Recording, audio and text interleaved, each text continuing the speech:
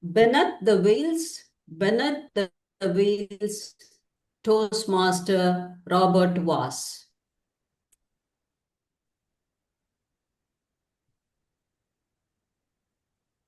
The train, going at 60 kilometers per hour, came to a screeching halt.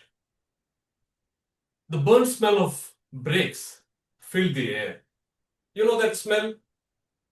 It's sharp, metallic, almost suffocating. And suddenly, silence fell. The kind of silence that feels heavier than noise. People started shouting, "What happened? Why did the train stop?" I could feel my heartbeat in my ears. Passengers jumped out, running towards the back. Curiosity, fear, panic, all of it mixed together in hot summer air. I jumped down too, and when I reached the spot, what I saw left me flummoxed. Madam President, fellow Toastmasters, and guests, this was not an ordinary train journey. It was May 2017. The sun was blazing overhead. I had taken a sabbatical from work to prepare for competitive exams, and my days had started to feel monotonous. I wanted to change.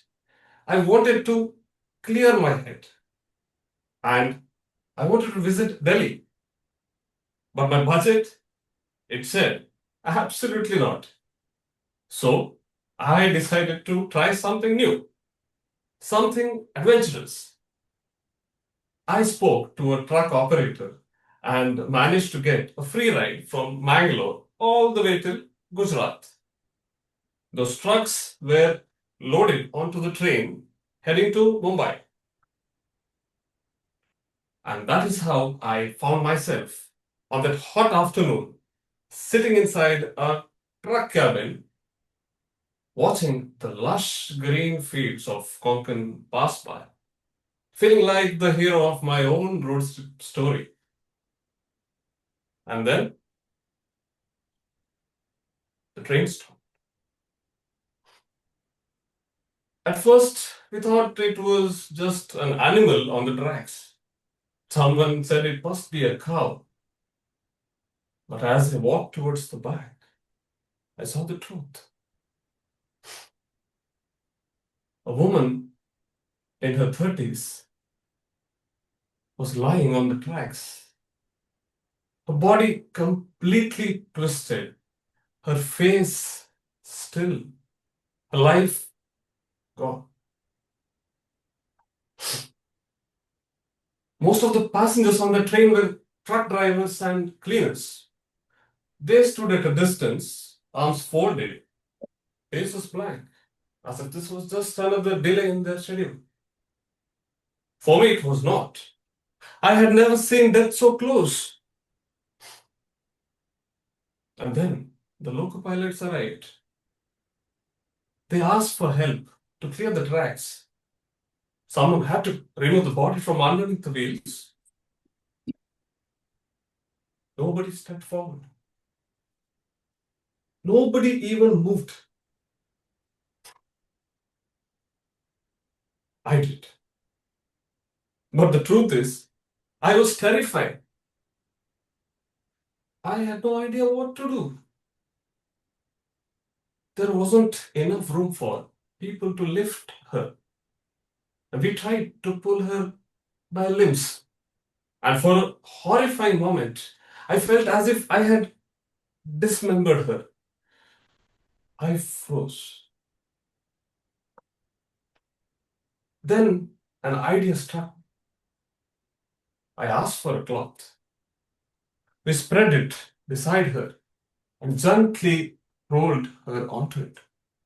Holding the four corners, we pulled her out from under the wheels. But we still couldn't carry her far.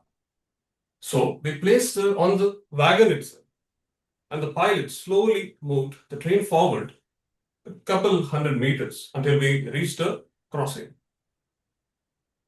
There an ambulance was waiting, and a huge crowd had gathered, talking, gossiping, some even laughing nervously. We handed the body over. And that's when my emotions burst. I shouted at the crowd, at their apathy, at their coldness, at the casual way they were treating this tragedy. Some people even started walking towards me angrily, but others held them back.